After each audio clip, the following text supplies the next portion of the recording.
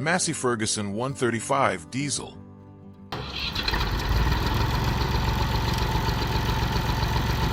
First introduced in 1964, the 135 was unpretentious and unpretentious, but it was as durable as the men who rode it every day, from the time the sun was up to the cool breeze at dusk. Manufactured by Massey Ferguson, a renowned agricultural machinery company headquartered in Detroit, Michigan, and later in Coventry, England. The 135 started at around $2,600 in the 1960s. At that time, the average American farmer earned just $4,000 a year.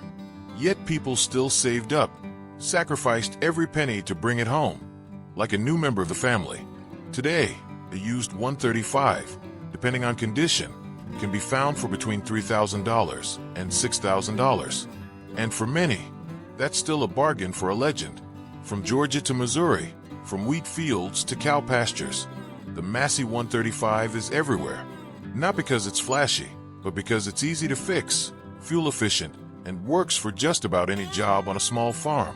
I remember Hank, a three-generation Kentucky farmer, telling me he used his 135 to plow his wedding grounds in 1972. To this day, it sits under the old barn, still cranked up every spring to harrow the backyard. It's like an old friend, he said, and every time I hear it, it reminds me of my dad.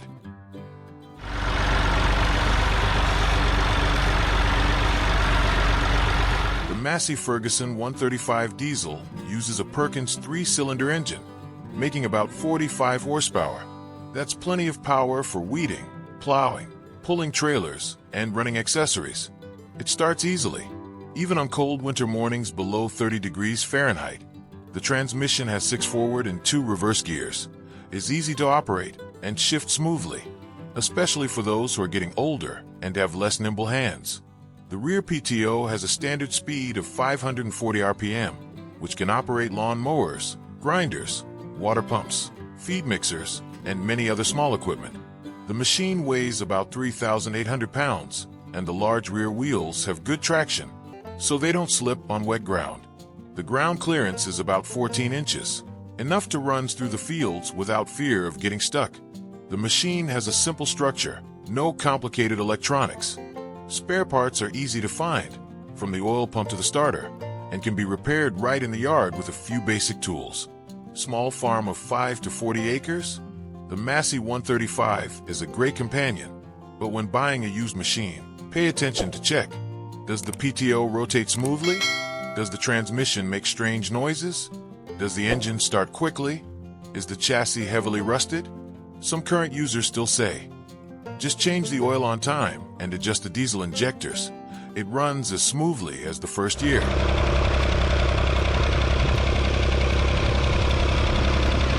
Many people ask me, can this 135 still work after nearly 60 years? And I answer, it not only does it does it better than the new generation machines, because there are things that cannot be measured by operating hours. That is trust, that is memory.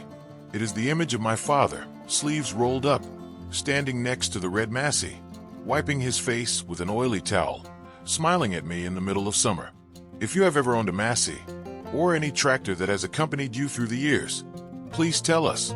Even if it is just a small memory, it is a precious thing to leave to the next generation, because perhaps those machines did not just plow the land, they plowed through people's lives. Allis-Chalmers B.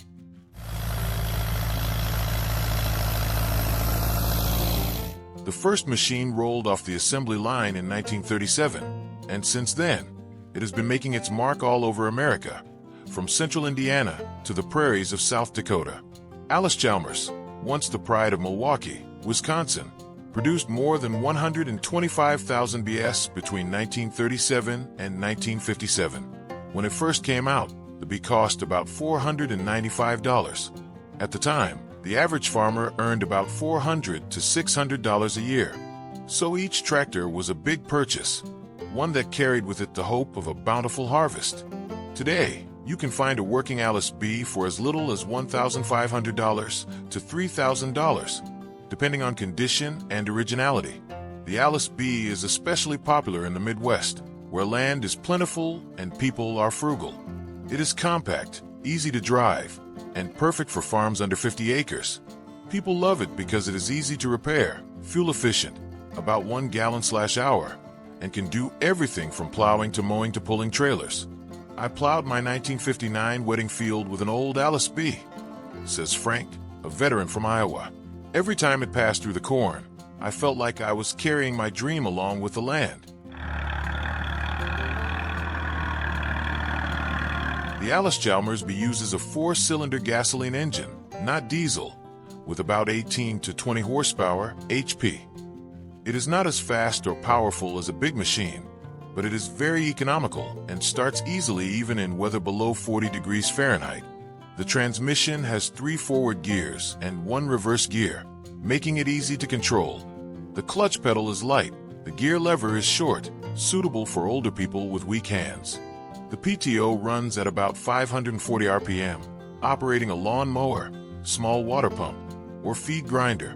The machine weighs about 2,200 pounds, has an overall length of nearly 110 inches, and is compact and easy to turn in a narrow yard.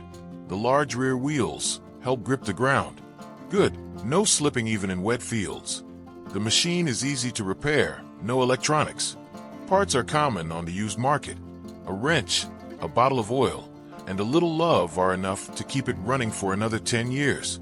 For those with small farms of 5 to 20 acres, the B is a good choice. Not too much, not too little. When buying a used machine, check the pistons, the steering system, and especially the PTO to see if it works well.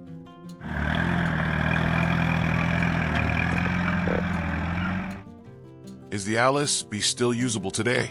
I will answer with the image of my grandfather, an old man with white hair, sitting on the saddle, turning the hand starter, and the machine roaring like an old country song. It is still alive, not only by the engine, but by the memory. The B is the image of men working hard in the summer noon, of mothers calling their children to bring water cans to the field. It is the season of heavy corn, the white cotton fields, a time that cannot be returned, but can be remembered forever. If you ever had an Allis-Chalmers, or any tractor that has been with you through the years, please tell us. That story, however short, is a piece of America's soul. Harvester Cub.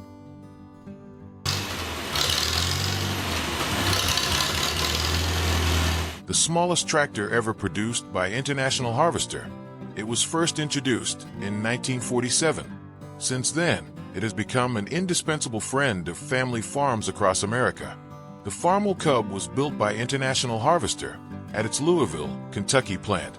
It was a people's tractor, and rightly so. When it was introduced, it cost just $545.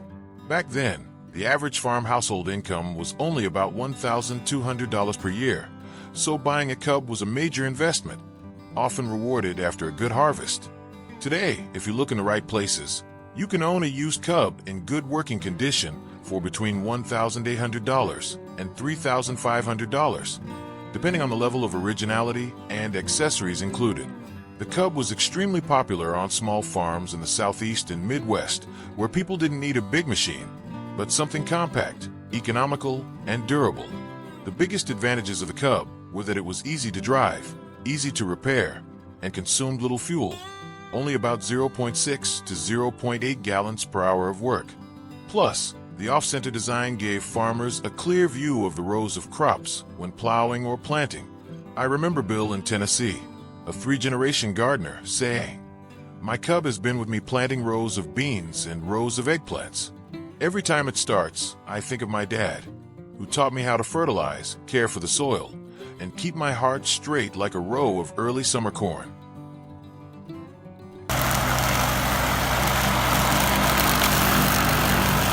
The Harvester Cub used a 0.9-liter 4-cylinder gasoline engine with about 10 horsepower HP at the PTO. It wasn't powerful, but it was enough for tilling, pulling a small cart, or operating a lawn mower. The transmission has 3 forward gears and 1 reverse gear, easy to shift, suitable for the elderly or those just starting out in farming. The rear PTO runs at 1,800 RPM, can be used with pumps, small grinders, or barn ventilation fans. The machine weighs about 1,470 pounds, is 99 inches long. The rear wheel is about 24 inches high, has good traction, even on light rain. Regarding maintenance, Farmel Cub is very easy to repair, no complicated electronics. Many spare parts can still be easily found at collector groups or local agricultural machinery fairs. The Cub is a perfect choice for small farms under 10 acres, especially if you grow vegetables, flowers, or keep the land for landscaping. When buying a used machine, you should check the steering system, spark plugs, PTO, and transmission. Used machines often need oil changes, carburetors adjusted, but the frame is very durable. A farmer in Georgia shared, "I bought a used Cub in 1995, and I still cut grass every week. Just wash it after each crop, and it never fails."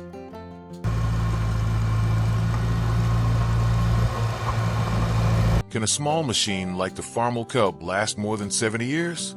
The answer is absolutely, if the user loves and cares for it as a part of his memory. That is the image of your father, wearing a straw hat, sitting on the saddle, looking straight at the rising sun in the middle of a field of young corn. That was a simple time in America where each row of land, each machine had its own soul and story. If you have ever owned a Cub, or any tractor that has been with your family, please tell us about it. An old photo, an unforgettable crop, or just the sound of the engine every afternoon. We preserve those memories so that we never forget who we are. Ford 3000 Diesel.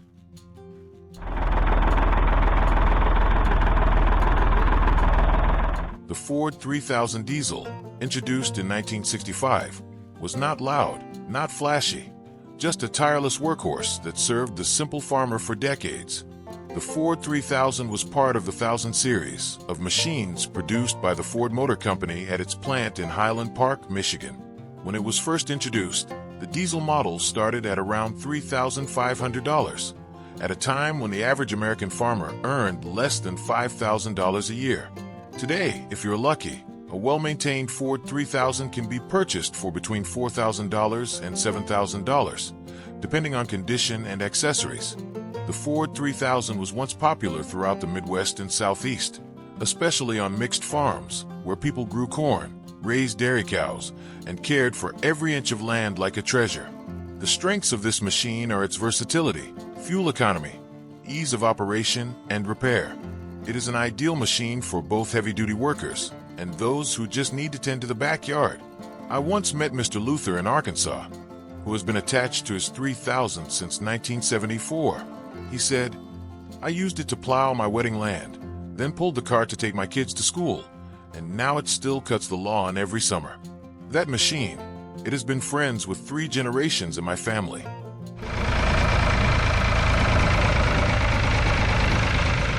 The Ford 3000 Diesel uses a 3-cylinder, 2.9L engine, producing about 38 to 42 horsepower, HP, at the PTO shaft. Enough power for everything from plowing, pulling trailers, to operating mowers and pumping water. The machine has a 6-speed forward, 2-speed reverse transmission in the standard version, or 8-speed forward, 2-speed reverse with the optional upgrade package. The clutch is light, shifting smoothly, suitable for the elderly. The rear PTO reaches 540 RPM, operating crushers, barn fans, fertilizer spreaders, and many other agricultural equipment. The machine weighs about 3,700 pounds, is nearly 125 inches long, has large rear wheels with stable grip, and can work on slightly sloping terrain or wet ground. Regarding maintenance, the Ford 3000 is very easy to repair, has a simple structure, and common spare parts, thanks to the large number of machines sold at that time. As long as you have patience, you can completely maintain it yourself in the warehouse. For those who own a farm of 10 to 50 acres, the Ford 3000 is a more reasonable choice. It is powerful enough to work and small enough to maintain and store easily. When choosing to buy, check the PTO shaft, hydraulic system, and transmission to see if they are still running smoothly. Some users today still keep the machine running every week just to water vegetables, do gardening. As Mr. Marvin in Missouri said, "Just change the oil on time. it will not let you down.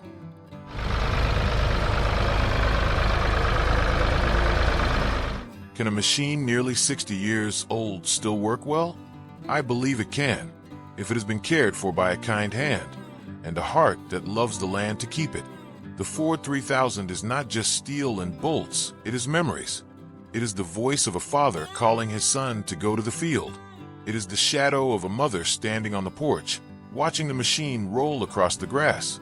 If you have ever driven a Ford 3000, or any tractor that has accompanied you through the harvest season, please tell us about it. A photo, a story, an early morning of the season is enough to revive a time. John Deere 1020.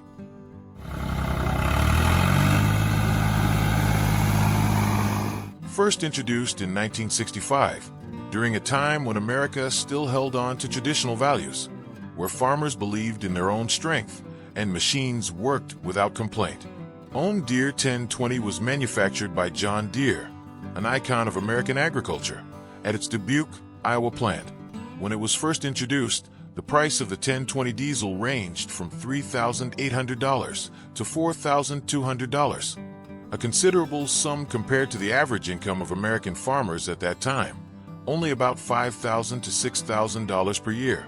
Today, depending on the condition, a used 1020 can be found for between $4,000 and $7,500, and many still believe it is worth every penny. The John Deere 1020 was popular in the Midwest, especially Ohio, Illinois, and Iowa, where the soil is fertile and farmers are picky. They don't choose tractors just for their name, but for their reliability, economy, and ease of operation. The 1020 is a companion through all 4 seasons: spring plowing, summer harvesting, fall weeding, winter tending. I remember the story of Uncle Earl, who lives near Des Moines, who drove the 1020 from 1968 until his retirement. He said, "I never heard it complain, even on days when it was below zero. Just turn the key, it starts. It's like it understands people."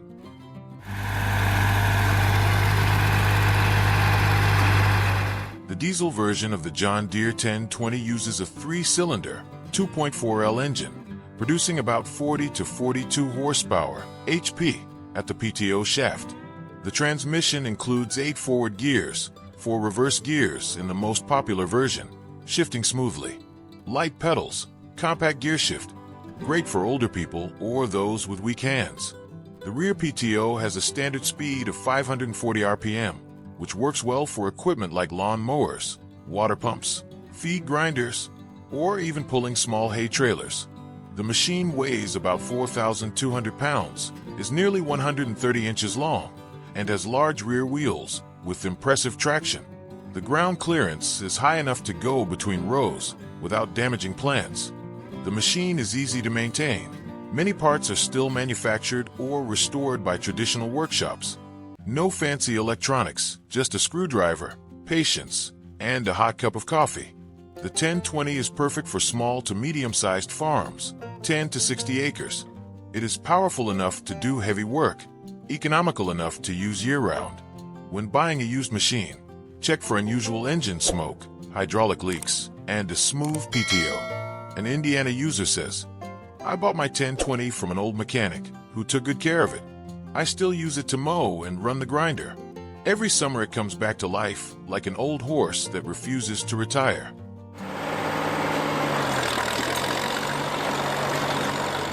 An old tractor, if cared for with a good hand, never really ages.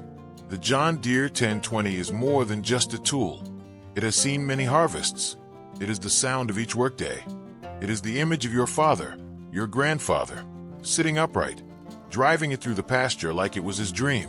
If you have ever used a John Deere 1020, or any tractor that has been with you through the years, please tell us about it.